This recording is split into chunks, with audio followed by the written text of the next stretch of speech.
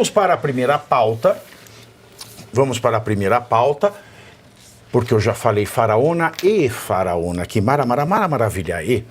O governo Lula autorizou uma produtora, olha, escuta essa aqui, a captar 1,3 milhão de reais, ou seja, 1.300.000 reais, através de lei Rouanet, para produzir um espetáculo que homenageia o famoso prostíbulo que funcionou em São Paulo no início do século XX e que era frequentado por membros da elite paulistana. Coitadas das meninas, né? Poderiam ser a elite dos membros paulistanos, né? Mas eram membros da elite só. O espetáculo se chama Tabares Dancing ou Cabaré Máximo. Toda a gerência é feminina. A publicação no Diário Oficial da União diz que os recursos serão usados para, aliás, montar e apresentar o espetáculo que propõe reimaginar, a partir de fragmentos históricos e da ficção, a trajetória das mulheres que administraram esse emblemático espaço no centro de São Paulo no início do século XX. Fecho aspas. Pietro, eu sei que eu quero ouvir você sobre isso. E eu sei que vem processo por aí, né? Vou tentar não falar tantos nomes, né? Mas a Lei Rouanet já tem um histórico de apoiar projetos não tão nobres assim, né? Nós temos o MC Guiné, que recebeu mais de R$500 milhão da Lei do Rouanet para fazer seus clipes, suas músicas. Cláudia Leite também arrecadou quase 6 milhões para fazer seus clipes. Seu show, na verdade, foi um show dela, né? Que ela arrecadou mais de 6 milhões. O blog da Maria Bethânia também conseguiu 1,3 milhões. O blog da Maria Bethânia, 1,3 milhões. O que a Maria Bethânia faz num blog? Então, não deu tempo de eu ver, mas eu fiquei curiosa também. Ainda mais com incentivo de 1,3 milhões, né? Deve ser coisa muito boa. É complicado. O blog da Maria Bethânia, exatamente.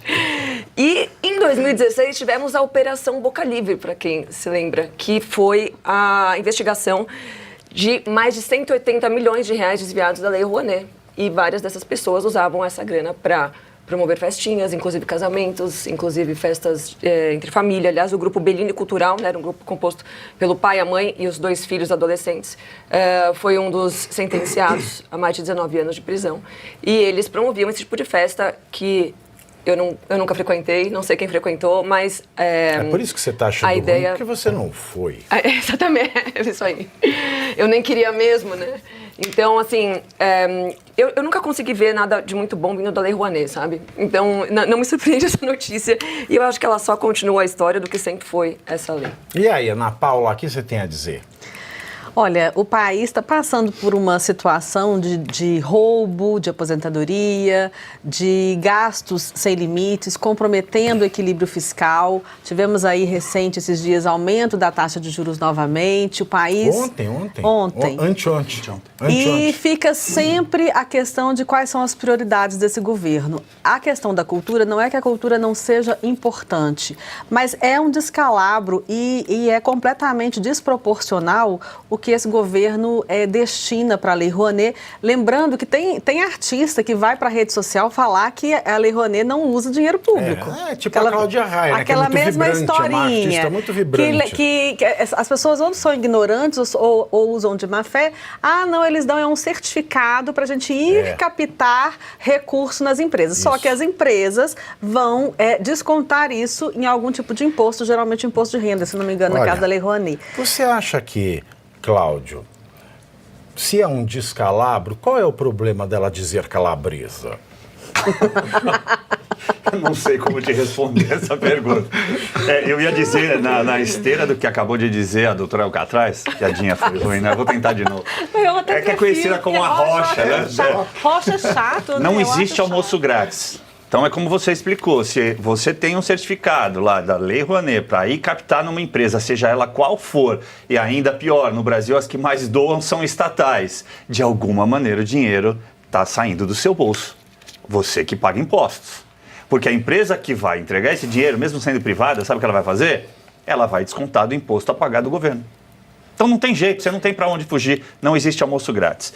Mas essa questão aqui do puteiro, já que está na notícia, eu posso falar, então, segundo a notícia, eu lembro de uma música. Está fazendo aí uns 40 anos. Era do Cazuza, O Tempo Não Para. Te chamam de ladrão, de bicha, maconheiro. Transformam o país inteiro num puteiro. Levou só 40 anos. É Você simbólico, sabe, simbólico. eu falei para a mãe do Cazuza, para a Lucinha, aliás, um beijo para a Lucinha, que se o Cazuza escrevesse esses versos hoje, ele estaria preso por discurso de ódio. Pavinato. Não tenho dúvida. Discurso de ódio. Professor, o senhor vai ao espetáculo, a esta zona? Não é do meu interesse, mas seria interessante que eu pudesse assistir para verificar, afinal de contas, do que eles Pra onde tá indo tratam. teu dinheiro? Para entrar no nosso dinheiro, né?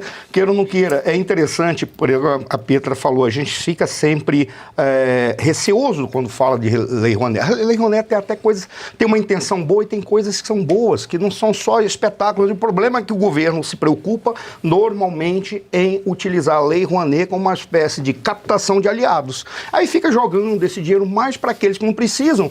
E aí tem uma coisa interessante, porque eles tentam dizer que a administração do prostíbulo é uma administração de mulheres, como se estivesse fazendo um realce do papel da mulher como administradora. Porra, de um prostíbulo? É isso que o senhor quer falar? Não tem outras mulheres que administraram coisas mais importantes ou tão importantes quanto da perspectiva de vocês? E se vocês querem utilizar, eles poderiam dizer, não, isso não é uma questão de um espetáculo, apenas uma homenagem a um fato histórico. Eu poderia dar uma sugestão, faça o seguinte, pega esses mesmos 1.300.000 e tentem fazer um espetáculo homenageando, por exemplo, a atuação ou o papel ou a recusa de Sua Majestade Imperial quando tentaram comprá-lo com bilhões em ouro, quando ele estava indo embora, que era o dinheiro do povo brasileiro. Ele falou que ele jamais tocaria no dinheiro que pertence ao povo brasileiro. Só poderia homenagear. Isso é um fato histórico, tanto quanto é o desse prostíbulo administrado por mulheres. Como se as mulheres não tivessem administrado outras entidades, o que quer que seja, ou não fossem importantes outros segmentos.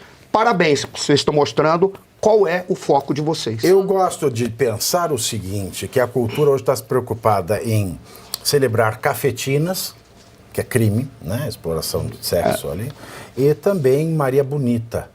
Esses dias me marcaram aí numa entrevista da Iris Valverde. Isis Valverde. Cris. Essa menina aí que ela faz Maria Bonita num negócio, num serial, numa minissérie, sei lá, da Globo, que celebra o cangaço. Não é que celebra o estupro coletivo de mulheres pobres, que filha de coronel, eles não pegavam, não. Que celebra uma sirigaita chamada Maria de Ideia, que em vida nunca foi chamada de Maria Bonita, até porque era feia que dói, e que nada mais fez do que largar o marido para se juntar a Lampião para poder viver no luxo, dentro daquela miséria, um luxo proporcionado pelo assassinato, pela tortura, pelo assalto das pessoas pobres. Ela que passou a sua colônia francesa da Maison Roger Gallet, imagina, nos anos de 1920, uma cangaceira usando Roger Gallet, tafetá francesa, seda inglesa, né? As suas coisas pessoais todas feitas em ouro. Então, é isso aí que a cultura celebra. Tudo o que não presta.